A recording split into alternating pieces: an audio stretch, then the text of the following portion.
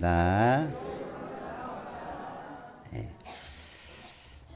책 중에 이런 제목의 책이 있습니다. 누가 예수를 죽였는가? 뭐 이상한 제목 같지만 여러 가지 측면에서 우리에게 예수님의 죽음에 대한 다양한 관점을 좀 이해할 수 있도록 돕는 그런 책 내용입니다. 아마 여러분이 예수님을 누가 죽였습니까? 라고 하면 그래, 예수님을 누가 죽였는데 과연 누가 죽였을까? 오늘날 뭐 살인사건이 있으면 누가 그 사람을 죽였는가 수사도 하고 나중에 재판을 해서 찾아내죠. 과연 예수님을 누가 죽였을까? 뭐 우리가 잘 아는 내용들이지만 한번 정리해 보면 법적으로는 누구의 언도가 있었습니까? 빌라도가 그 법정에서 예수님의 죄 없으심에도 신문을 해봤는데 죄가 없어요. 그럼에도 군중들이 자기가 다스리는 백성들이 죽이라고 하니까 죄 없음에도 예수님에게 쉽게 말하면 사형의 언도를 내리고 거기서 끝난 게 아니고 실제적으로 예수님이 즉시 붙잡혀 가셔서 골고다 언덕에서 죽음을 맞이하게 되죠. 빌라도의 손으로 죽인 건 아니지만 그래서 우리가 보통 이런 것을 사법적인 살인이다 이렇게 불법적인 재판에 대해서 그렇게 말하기도 합니다. 빌라도가 직접 자기 손으로 죽인 건 아니죠. 누가 죽였어요? 실제적으로 로마의 군병들이 예수님을 창으로 찌르고 십자가에 못 박아서 그 골고다 언덕에서 죽게 만들었어요. 그러면 빌라도와 로마의 병사들만이 예수님을 죽였는가? 또 아니죠.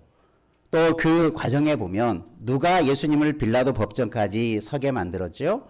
유대의 종교 지도자들, 대제사장들, 서기관들, 바리새인들, 또 더 나아가 많은 군중들이 예수님을 죽이라고, 예수님을 놓아주지 말고 흉악한 강도를 대신 놓아주라고 예수님을 그렇게 모함하고 그래서 예수님을 빌라도 법정에 세우고 죽게 한 거죠.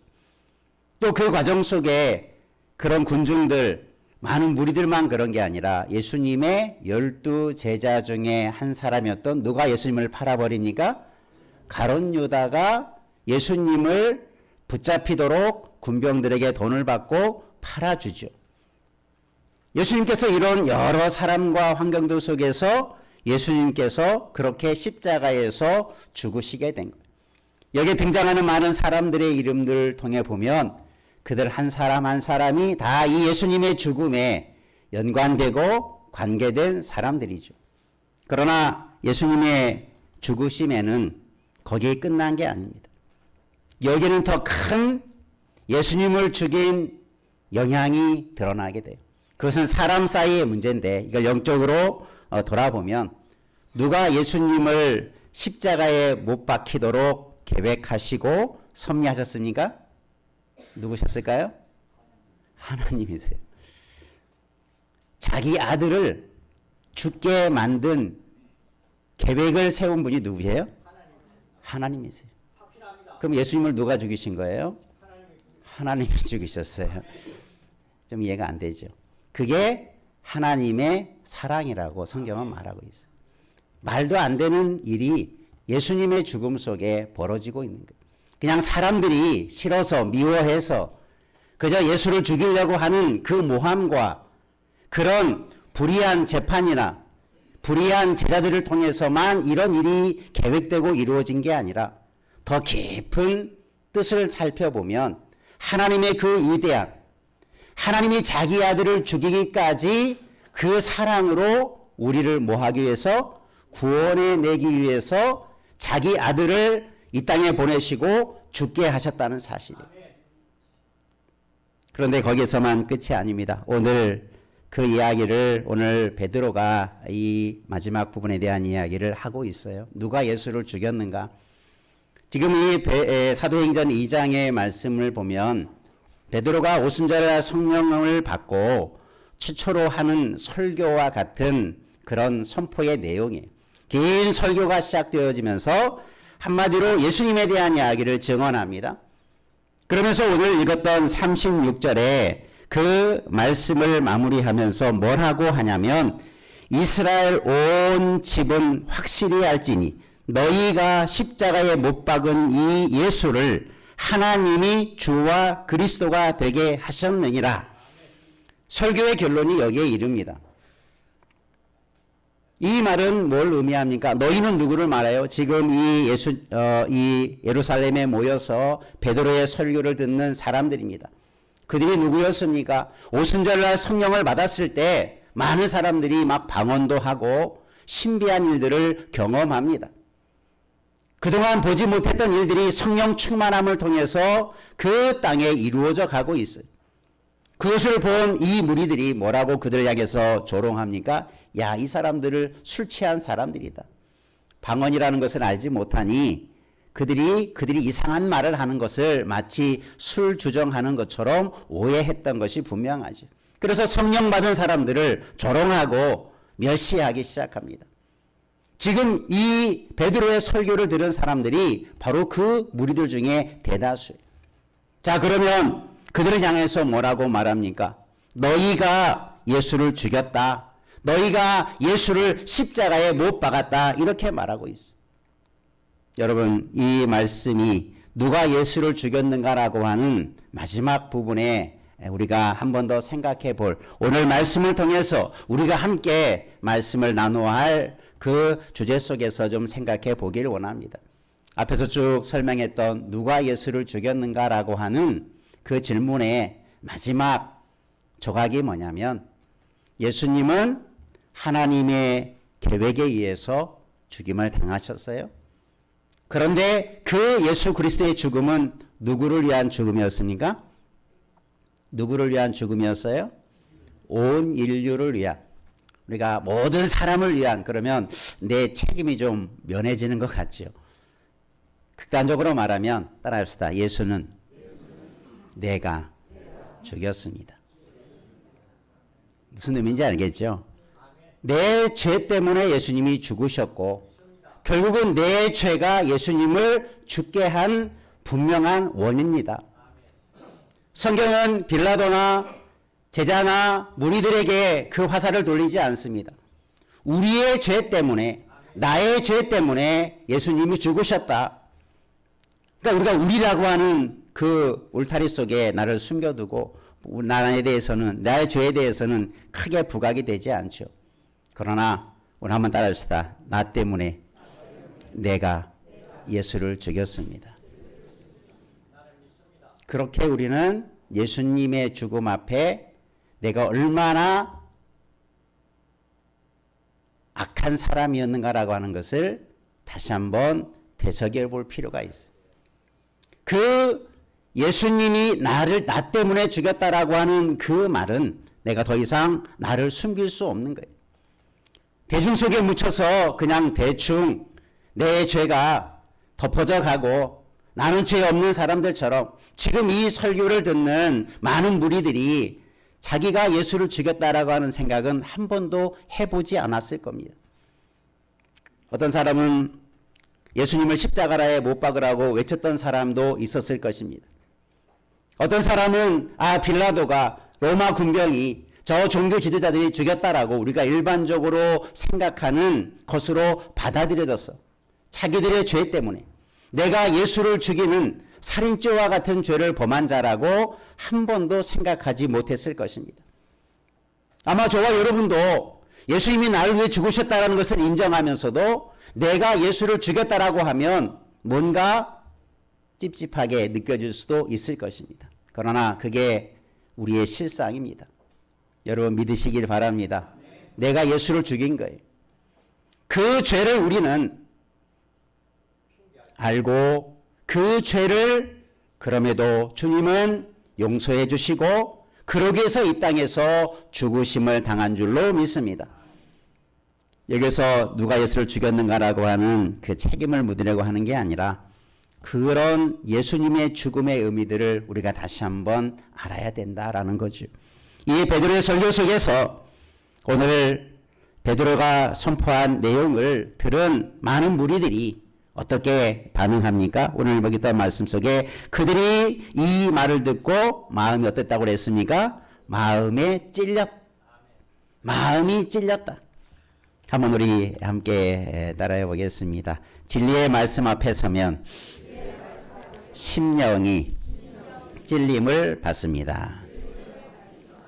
이 베드로의 외침 속에 진리의 말씀을 선포하죠. 물론 하나님은 예수를 죽게만 하신 게 아니라 하나님의 그 구원의 계획 속에 보면 죽음과 부활과 승천의 이 모든 것들을 이루어 가심으로 구원을 완성시키십니다. 감사하게도 우리에게 예수님을 죽인 책임을 묻지 않으세요.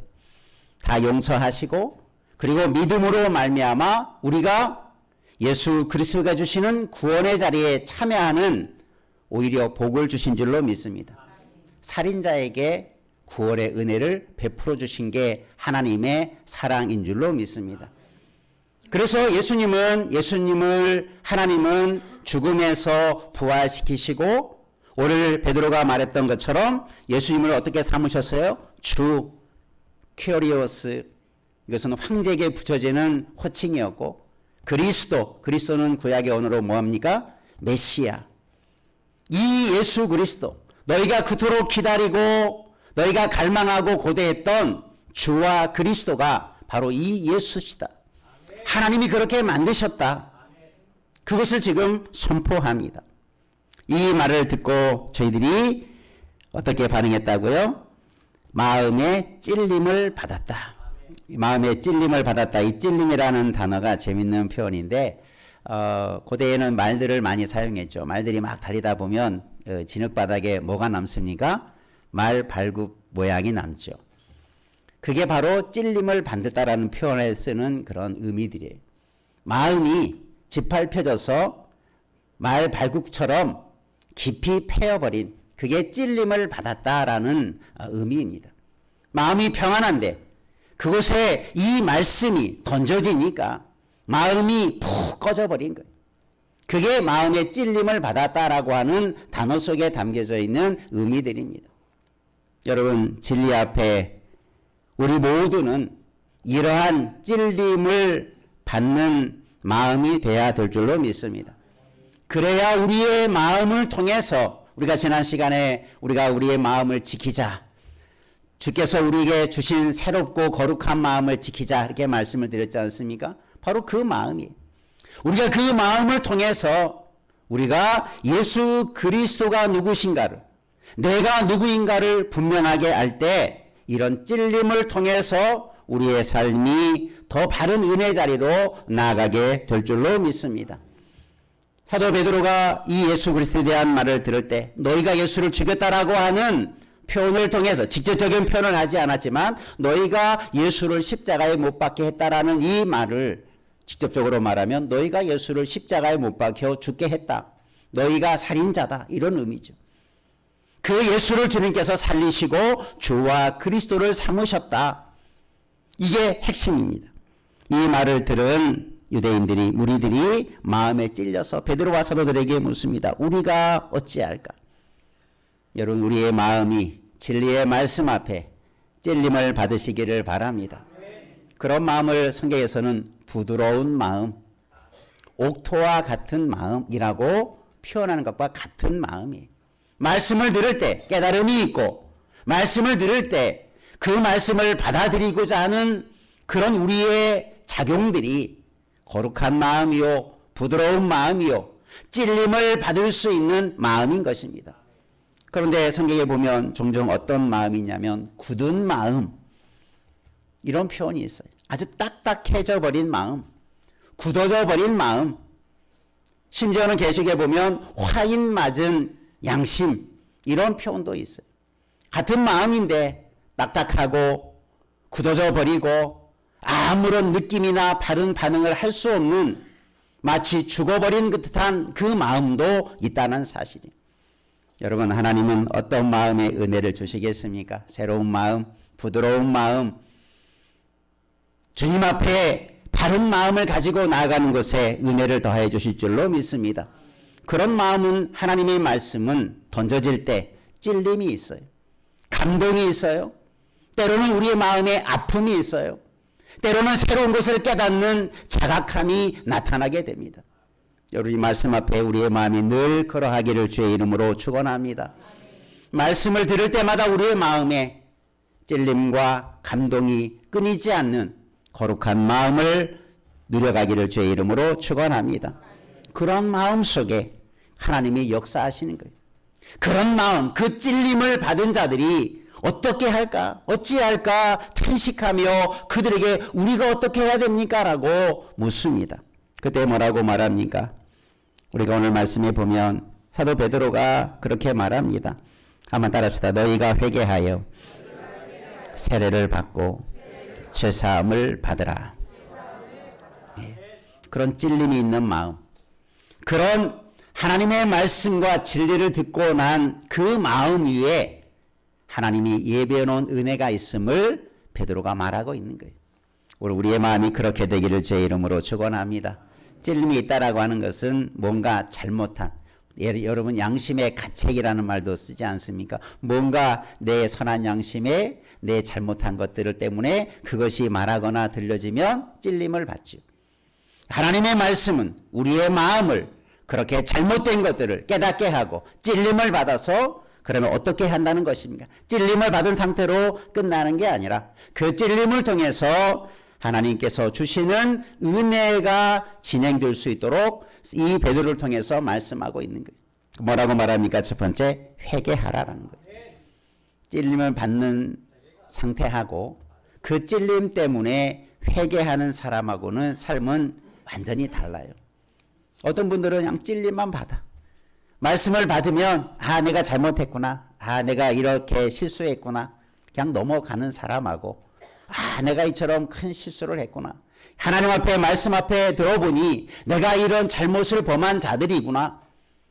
심지어 살인죄를 지고 사람을 죽이고 미워한 수많은 죄들에 대해서 전혀 자각하고 있지 못하다가 말씀 앞에서 자기의 죄를 깨닫게 되고, 그래서 내 마음에 심각한 아픔과 짓누름과 깨어짐과 짓밟힘과, 그래서 내 마음이 발굽에 짓밟힌 것처럼 그런 큰 찔림을 받게 됐을 때 어떤 반응이 나야 됩니까? 회개하라는 거예요.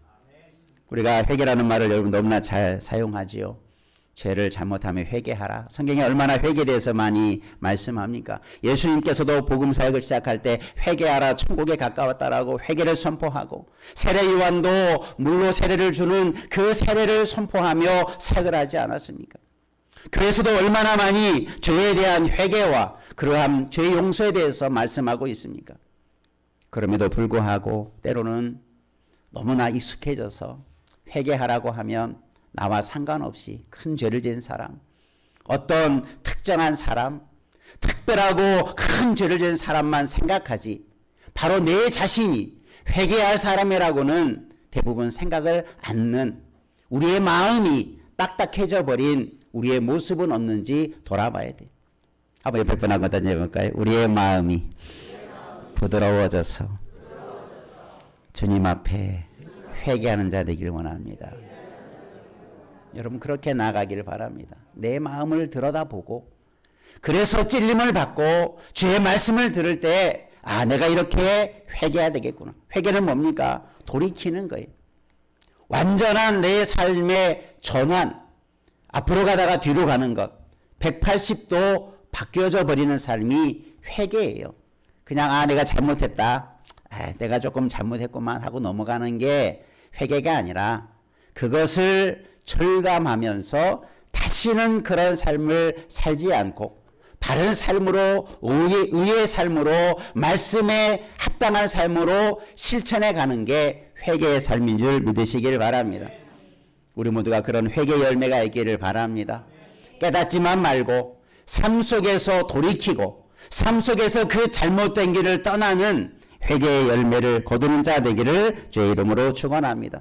베드로는 그 찔린 10년 후에 그러면 회개하십시오. 회개해야 됩니다. 내가 예수를 죽인 것을 회개하십시오. 내가 그렇게 조롱했던 것을 회개해야 됩니다. 그리고 예수를 믿으십시오. 그게 예수를 조롱하는 자가, 예수를 핍박하는 자가 예수를 믿는 게 회개 열매이지 않겠습니까? 예수께 멀었던 자를 예수님께 가까이 하는 게 회개의 삶이지 않겠습니까? 여러분, 우리 모두에게 이런 회개 역사가 있기를 바랍니다. 우리의 삶에 그런 열매가 있어야 회개가 된 거예요. 그런 열매가 없으면 말만 뿐인 회개에 남겨져 있을 것입니다. 우리 모두가 실제적인 회개의 열매를 맛보며 회개의 열매를 거두는 자 되기를 다시 한번 주님의 이름으로 축원합니다. 그래서 너희가 그 다음에 뭐라고 말합니까? 세례를 받고 죄 사함을 받으라. 그래서 회개하고 죄 용서함을 받아라. 우리가 성경에, 우리 번역 성경에는 세례를 받고 죄 사함을 받으라 이렇게 연결형으로 되어 있지만 원문이나 영어 성경에 보면 거꾸로 되어 있어요. 이 말이 뭐냐면 죄 사함을 받기 위하여 세례를 받으라, 이런 표현으로 되어 있어요. 원문의 의미도 이게 좀 더 정확한 것 같은데 아마 우리 한글로 번역하면서 왜 이렇게 하냐면 우리가 신학적으로, 그죠? 회개를, 죄사함을 받기 위해서 세례를 받는 건 아니죠. 근데 이런 오해가 있기 때문에 이것을 그냥 연결형으로 해석해 놓은 것 같아요. 그러나 성경의 원래 의미는 죄사함을 받기 위하여 뭘 받으라? 세례를 받으라, 이렇게 말하고 있어요. 물론 이것이 신학적으로 상충되는 건 아니고 서로 이해할 수 있는 부분이 뭐냐면 우리의 세례라고 하는 것은 그냥 물로 교회에서 주니까 성부와 성자와 성령의 이름으로 받는 게 세례가 아니고 그것은 2차적인 세례의 표징이고 1차적인 세례의 의미는 내 안에 내가 믿음으로 성령께서 내 안에 오셔서 내가 믿음으로 주를 고백하게 되고 그래서 내 심령이 새로워지고 그런 믿음으로 살아가는 것을 고백한 자에게 우리가 교회에서 이 사람은 예수를 믿는 사람이 되었고 변화된 사람이 되었으니 성삼위 하나님의 이름으로 세례를 주어서 이 사람이 그 믿음을 굳게 붙들고 세례받은 자로서의 확신을 가지고 믿음의 길을 달려가도록 주어지는 2차적인 인침의 표시가 물세례이죠. 더 중요한 것은 우리의 마음에 성령의 세례를 받는 게 중요한 것입니다. 그래서 이렇게 죄사함을 받아라, 죄사함을 얻기 위해서 세례를 받으라. 결국은 이것은 무엇과 연결되냐면 우리의 죄, 그 사악한 죄, 우리가 주님을 못 박았던 죄, 그런 모든 죄들이 용서함을 받기 위해서 믿음으로 세례를 받으라라는 거죠. 여러분, 우리도 예수 그리스도의 피가 우리의 모든 죄를 용서해 주신 줄로 믿습니다. 내가 세례 받았다고 하는 것은 그런 확신을 가지고 살아가야 되고 또 끊임없이 우리는 죄를 용서받을 수 있도록 회개하며 합당한 삶으로 나아가는 것이 우리의 삶의 도리인 줄로 믿습니다. 이것을 지금 선포해 주는 거예요. 그래서 너희가 죄 사함을 받기 위하여 세례를 또한 받으라. 그리고 나서 한 가지 최후의 말씀을 하게 되죠. 한번 더 합시다. 그리하면 성령의 선물을 받으리라. 그렇게 할 때 성령을 받을 것이다. 이 성령이 어떤 성령입니까? 지금 베드로가 얼마 전에 오순절날 받았던 그 성령이에요. 그 성령을 지금 있는 이 말씀을 듣는 무리들은 처음에 어떻게 했습니까? 야, 술 취한 사람들이다. 조롱했던 사람들이. 그런데 너희가 탄식을 하고 저희가 깨닫고 그래서 회개를 하고 그래서 저희가 하나님의 말씀대로 살고자 다짐하게 되면 어떤 은혜가 임합니까? 성령을 선물로 받게 된다. 물론 우리가 신학적으로 이런 순서와 절차들이 오늘 말씀에서와 같게 조화되지 않는 부분들이 조금 있지만 핵심은 거기에 있습니다. 그럴 때 우리에게 하나님께서 주시는 이처럼 오순절날 임했던 성령의 역사가 당신들 가운데도 임하게 될 것이다. 그래서 새로운 삶을 살아가는 하나님의 나라의 백성이 될 것이다. 그것을 말하고 있습니다. 그러니까 이 초대교회에서 성령의 임함은 아주 중요. 그래서 오순절 성령의 사건은 초대교회의 아주 중요한 사건이 되고 초대교회가 세워지는 놀라운 은혜의 출발점이 되어지는 거예요. 그러면 이 사람들이 후에 어떻게 되었습니까? 이 사람들이 오늘 말씀해 보니까 그 말을 받은 사람들은 그 사람들이 어떻게 뭘 했습니까? 세례를 받게 되고 그날에 세례를 받은 사람이 몇 명이 되었습니까? 3,000명이 되었어요. 여러분, 하나님께서 하신 역사인 줄로 믿습니다. 그리고 이 3,000명만이 아니라 그 외에도 계속 예수 믿는 사람이 기하급수적으로 막 늘어나게 되죠. 예루살렘 교회가 세워져 가게 되죠. 지금도 많은 후대의 기독교 역사 속에서 교회의 모형을 어느 교회에 둡니까? 초대 예루살렘 교회라고 말하고 있어요. 우리가 사도행전 2장부터 시작되어지는 오순절 역사를 통해서 세워진 교회, 그리고 이처럼 말씀에 저희들이 회개하고 저희들이 탄식하며 말씀을 받아들이고 세례를 받아들인 자들이 초대교회의 중요한 성도가 되었고, 그들이 가장 아름다운 교회를 이루어가게 되고 복음을 전하는 일에 있어서 쓰임받는 믿음의 귀한 일꾼이 된 줄로 믿습니다. 바로 이런 과정을 통해서 교회가 세워진 것이, 초대 예루살렘 교회의 성도들이 세워지게 된 것. 수천 명, 3,000명, 5,000명 그 숫자가 중요한 게 아니라 하나님께서 이처럼 진리의 말씀 앞에 내가 예수를 죽인 사람이라고 고백하고 그것을 깨닫고 회개하고 성령을 받음으로 하나님의 위대한 일꾼으로 변화시켜 주신 줄로 믿습니다. 오늘 말씀에도 40절에도 너희가 이 패역한 세대에서 구원을 받으라. 패역한 세대라고 하는 것은 삐뚤어진, 구부러진 것이라는 의미를 가진데, 그런 이 삐뚤어지고 구부러진 세대에서 구원을 받으라.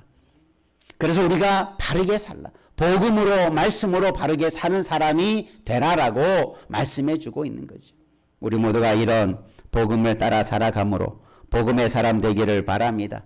이 구부러진 세대 속에서 구원을 받았으니 의를 전하고 의로운 삶을 살아가고 복된 삶을 살아가는 이 시대의 신실한 하나님의 사람으로 서가기를 주의 이름으로 축원합니다. 하나님은 그렇게 삐뚤어진 시대 속에서, 구부러진 시대 속에서 탄식하며 말씀 앞에 순종하며 회개하는 자들을 불러 세우시사 하나님의 나라의 거룩한 교회로, 하나님 나라의 일꾼으로 세워가는 은혜가 있게 된 줄로 믿습니다. 우리 모두가 이런 사명을 감당하는 이 시대에 복음 앞에 탄식할 줄 알고 회개의 열매를 거두고 하나님의 성령을 받아서 귀한 사역을 감당하는 신실한 이 시대 하나님의 백성, 이 시대의 아름다운 교회를 이루어가는 우리 모두 되기를 주님의 이름으로 축원합니다. 기도하겠습니다. 은혜가 풍성하신 하나님